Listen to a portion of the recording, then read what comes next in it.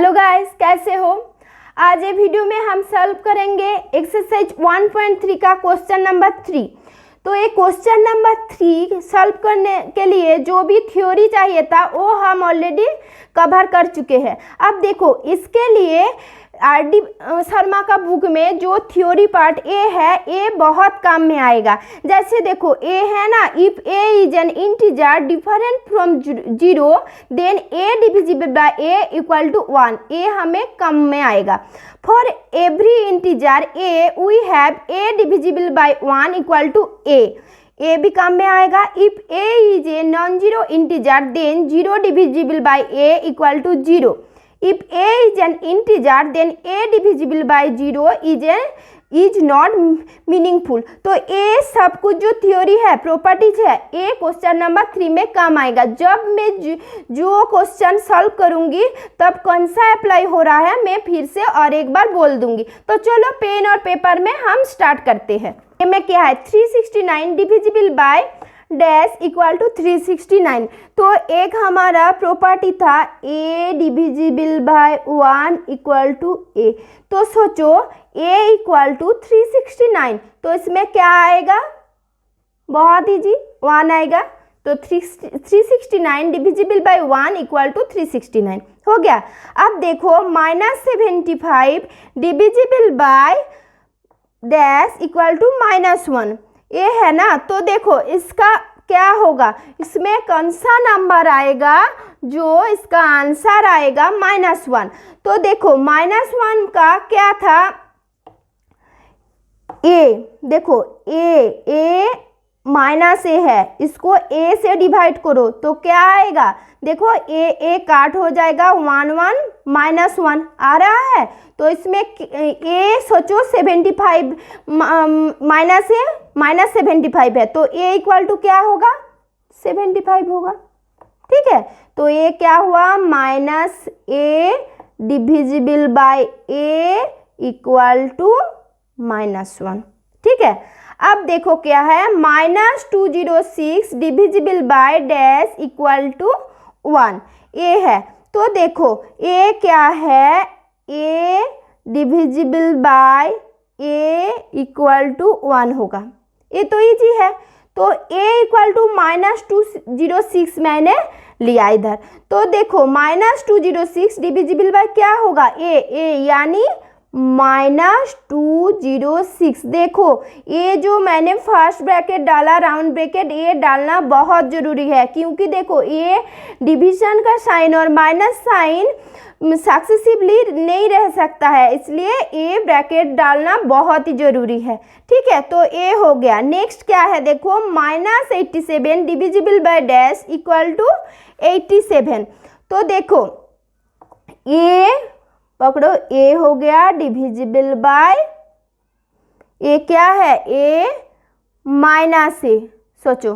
ठीक है, question number D में क्या है, -87 divisible bye, question number D -87 divisible bye 87, ए है।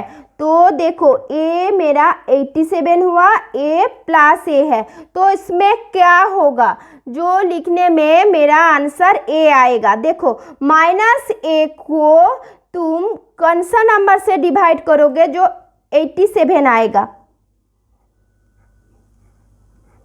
-1, -a divisible by -1 equal to +1।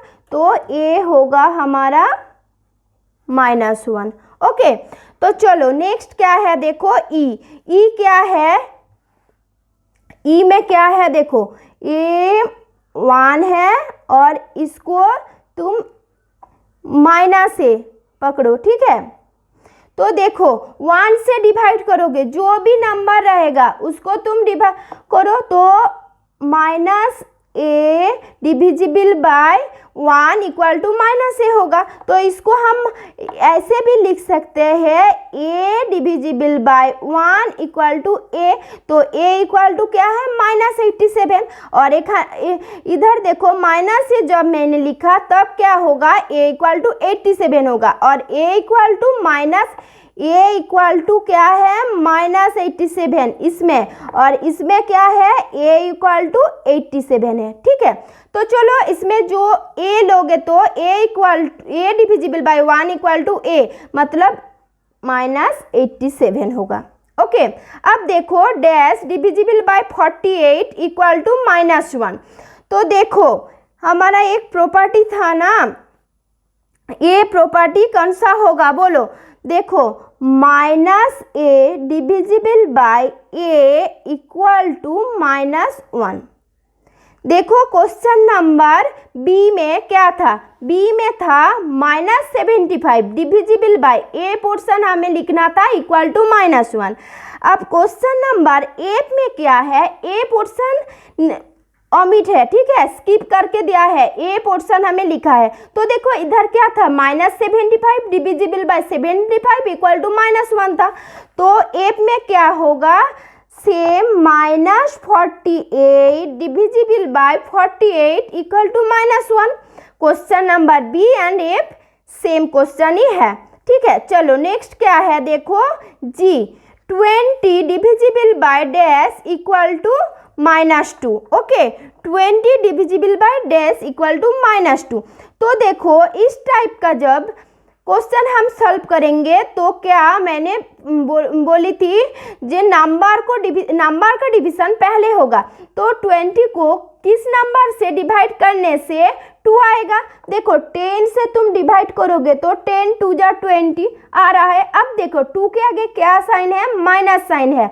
तो माइनस साइन मतलब ये दोनों को बीच में एक को माइनस इंटीजर होना पड़ेगा, नेगेटिव इंटीजर। तो ये तो हमारा गिवन इंटीजर है, पॉजिटिव इंटीजर, इसको हम चेंज नहीं कर सकते, तो इसमें माइनस डालो।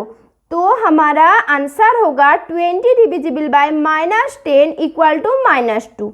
Is it clear? नेक्स्ट देखो क्या है h dash divisible by 4 equal to -3। तो देखो जैसे मैं एक एग्जाम्पल दे रही हूँ 15, ठीक है, 15 डिविजिबल बाय 5 इक्वल टू 3 हो रहा है। ठीक है, तो देखो ए 5 और 3 मल्टीप्लाई करने से देखो 15 आ रहा है, 5 और 3 मल्टीप्लाई करने से। सेम वे से 4 और -3 को मल्टीप्लाई करो, 4 इंटू -3 करने से क्या आएगा -12 हो गया हमारा आंसर।